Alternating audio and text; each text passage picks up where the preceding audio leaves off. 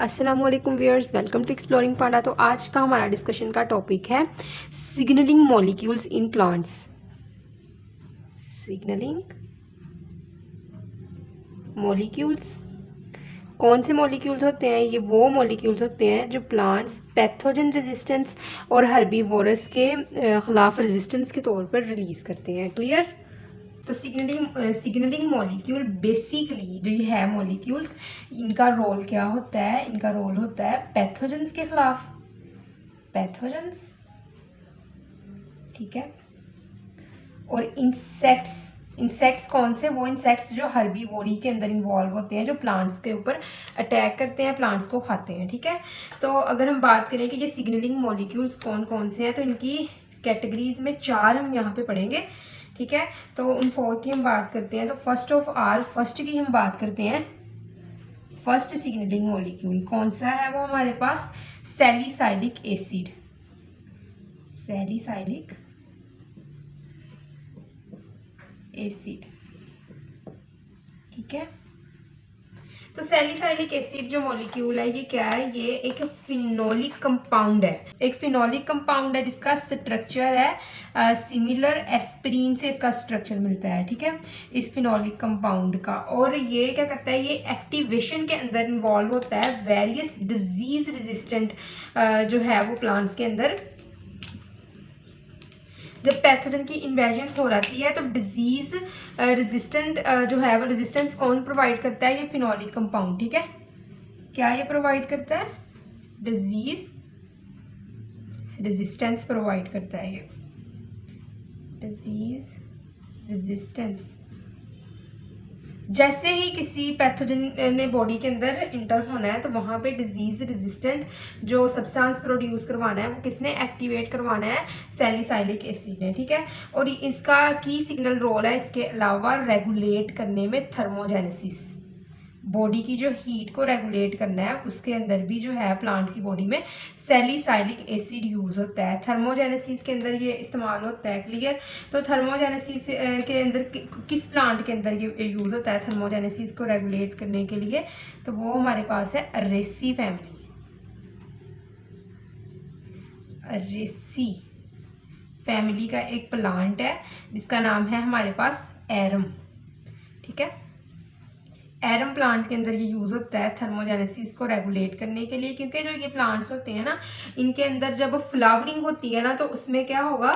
Inflorescence के parts के अंदर ना, फ्लावरिंग के दौरान इन प्लांट्स में इन्फ्लोरेसेंस के पार्ट्स में 25 डिग्री से जो एयर के टेम्परेचर से अलहदा जो टेम्परेचर होगा ना वो 25 डिग्री तक रेज करेगा। मतलब कि उससे अबव अगर एयर का टेम्परेचर इसके लिए हम कहते हैं कि 27 है जो इसके लिए ऑप्टिमम टेम्परेचर है, तो 25 और 27 जो मिला के नंबरिंग बनेगी ना, वो क्या करेगा? वो उसका 52 है प्रोबेबली। तो वो क्या होगा? वो एरम की फैमिली में इसकी इन्फ्लोरेसेंस का टेम्परेचर हो जाएगा। तो इतना ज़्यादा टेम्परेचर हो जाएगा तो इस टेम्परेचर को ये सैलिसाइलिक एसिड रेगुलेट करता है, ठीक है।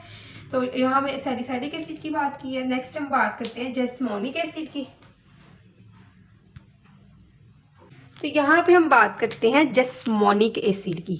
ये भी एक सिग्नलिंग मॉलिक्यूल है प्लांट के अंदर, जैस्मोनिक एसिड, ठीक है। इसको जैस्मोनेट भी कहते हैं। तो अगर हम जैस्मोनिक एसिड की बात करें तो जैस्मोनिक एसिड जो है हमारे पास, ये क्या है? ये डेरिवेटिव है एक एसिड का जिसको हम कहते हैं लिनोलेनिक एसिड। कौन से एसिड का ये डेरिवेटिव है? लिनोलेनिक एसिड, ठीक है। जैस्मोनिक एसिड और jasmonate is the derivative of the linolenic acid. Clear? तो अगर हम बात करें कि इसका फंक्शन क्या है, तो ये क्या करवाता है? ये प्रोटेक्शन देता है, ये एक्टिवेट करता है प्लांट का डिफेंस सिस्टम, ठीक है। ये जो एक्टिवेट करता है डिफेंस सिस्टम किस चीज़ के अगेंस्ट? हर्बीवोरी के अगेंस्ट, ठीक है, जो इंसेक्ट हर्बीवोरी काज करते हैं, ठीक है। तो इंसेक्ट हर्बीवोर्स या फिर माइक्रोबियल पैथोजेंस। तो इंसेक्ट्स होंगे, इंसेक्ट्स कौन से होंगे? हर्बीवोर्स इंसेक्ट्स होंगे जो प्लांट्स के ऊपर अटैक करते हैं, या फिर माइक्रोबियल पैथोजेंस, ठीक है। माइक्रोबियल पैथोजेंस के खिलाफ जो है ये एक्टिवेट करता है प्लांट के डिफेंस सिस्टम को। क्लियर? ये भी बात कर ली हमने। उसके अलावा जो है ये इसके कुछ एडिशनल भी है रिस्पॉन्सेज जो प्लांट के अंदर ये करवाता है। वो कौन कौन से रिस्पॉन्सेज हैं उसके अंदर? फर्स्ट ऑफ ऑल हमारे पास आता है रिस्पॉन्स, वो है कि ड्रॉट कंडीशन के अंदर जो रिस्पॉन्स देता है जिस्मोनिक एसिड।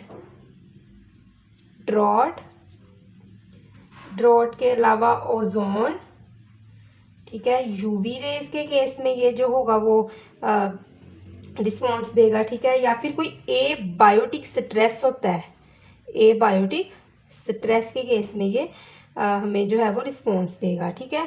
तो जिस्मोनिक एसिड की भी अब हमने बात कर ली है। तो नेक्स्ट हम बात करते हैं जो है सिस्टमिन की।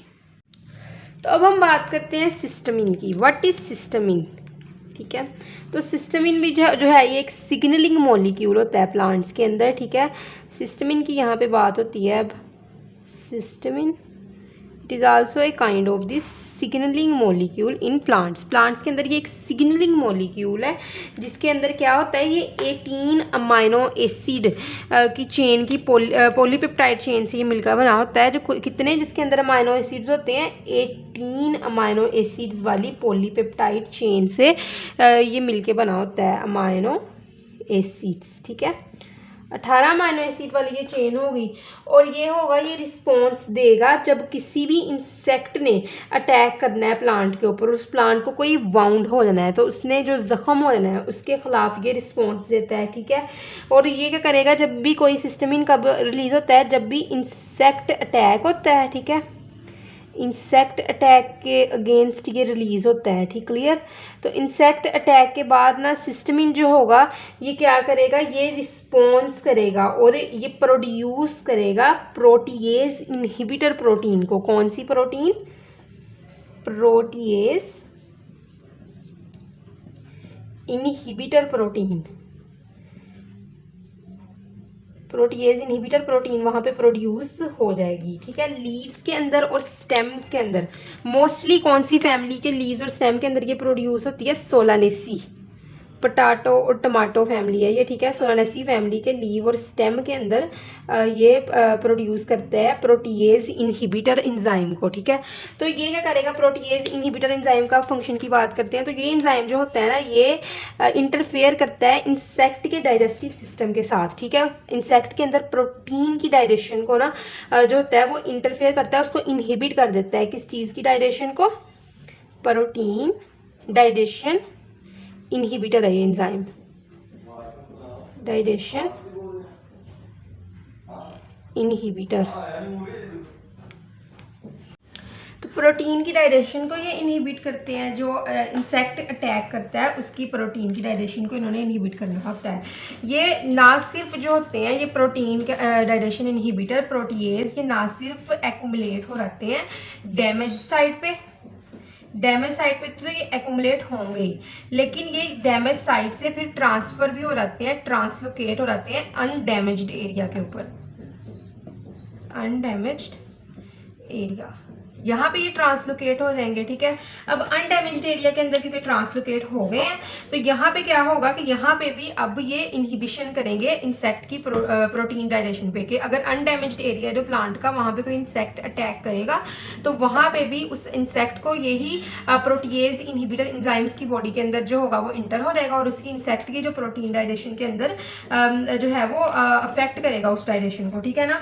तो उसके अंदर उसको मुश्किल आएगी। तो जो ये डैमेज साइड से अनडैमेज साइड के अंदर ट्रांसफर होता है तो इसको हम कहते हैं long distance signal transduction process, long distance signal transduction. इस प्रोसेस को हम long distance signal transduction process कहते हैं, ठीक है।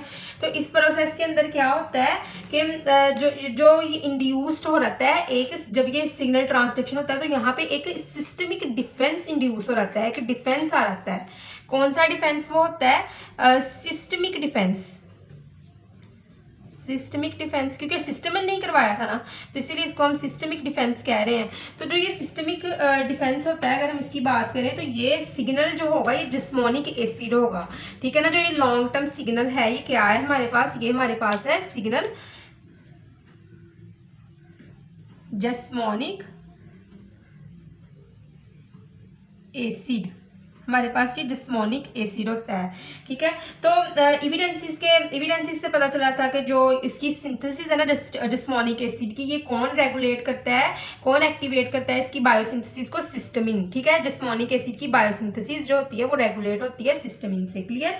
तो अगर डिस्मोनिक एसिड ट्रांसपोर्ट होगा फ्लोइम से डिस्मोनिक एसिड ट्रांसपोर्ट होता है प्लांट के उस पार्ट पे जहाँ पे आपने इसको एक्टिवेट करवाना होता है। ठीक है ना, तो jasmonic acid is transported through phloem to other parts of the plant where it activates the expression of gene। यहाँ पे कि जीन की एक्सप्रेशन को एक्टिवेट करेगा वो जीन जिसने इनकोड करना है इस इंजाइम को, प्रोटीएज इनहिबिटर इंजाइम को। ठीक है, तो इसकी वजह से जो अनडैमेज्ड प्लांट टिश्यूज भी होंगे उनके अंदर भी जो होगा वो डिफेंस सिस्टम जो होगा वो एक्टिवेट कर दिया जाएगा किसी भी इंसेक्ट अटैक के खिलाफ। ठीक है, तो नेक्स्ट हम बात करते हैं फ्लोरिजन की।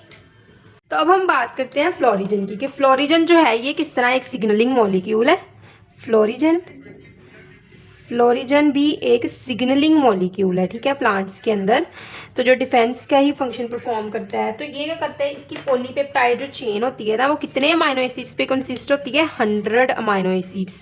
इसकी पॉलीपेप्टाइड चेन में 100 अमाइनो एसिड्स होते हैं। ठीक है, तो जो ये अमाइनो एसिड्स होते हैं कि क्या करते हैं कि ये जो प्रोटीन होती है ये क्या करती है, ये प्रोड्यूस्ड होती है लीव्स के अंदर और फ्लावरिंग काज करती है शूट एपिकल मेरिस्टम्स में, प्रोड्यूस्ड इन लीव्स में फ्लोरिजन प्रोड्यूस्ड होता है। ठीक है, और काज फ्लावरिंग काज करता है कहाँ पे, शूट एपिकल मेरिस्टम्स में, cause flowering in shoot apical meristems.